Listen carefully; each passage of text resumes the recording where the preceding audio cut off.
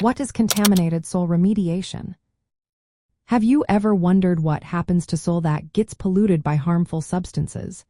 Contaminated soil remediation is the process that cleans up or manages soil tainted by hazardous materials like chemicals, heavy metals, or organic waste. This pollution can stem from various sources, including industrial activities, waste disposal, or chemical spills. The main goal of remediation is to lessen or eliminate the negative effects these contaminants have on human health and the environment. The remediation process involves several techniques that fall into three main categories: physical, chemical, and biological methods. Let's start with physical treatments. One common method is encapsulation. This technique involves covering contaminated soil with protective layers, such as concrete or clay, to stop pollutants from spreading. While it does not remove the contaminants, it prevents them from affecting the surrounding area. However, this is often a last resort option since the soil cannot be used for planting afterward. Another physical method is soil washing. This process uses water and detergents to wash away contaminants from soil particles, effectively separating the pollutants from clean soil. Thermal desorption is another effective technique that applies heat to contaminated soil, vaporizing pollutants so they can be captured or destroyed. This method works well for volatile organic compounds and certain hydrocarbons. Next, we have chemical treatments. Techniques like solvent extraction use specific chemicals to separate contaminants from the soil.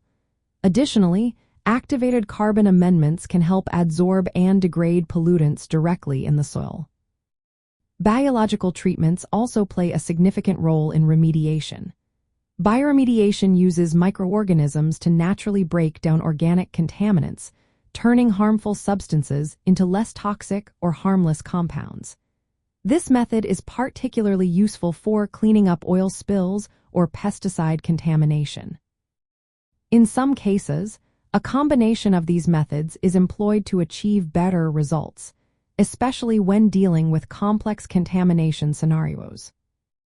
Now, let's talk about the high-risk aspects of contaminated soil remediation. Professionals in this field often work in hazardous environments where they face risks similar to those in logging, deep-sea fishing, or storm chasing. They may encounter toxic chemicals, unstable ground, or heavy machinery.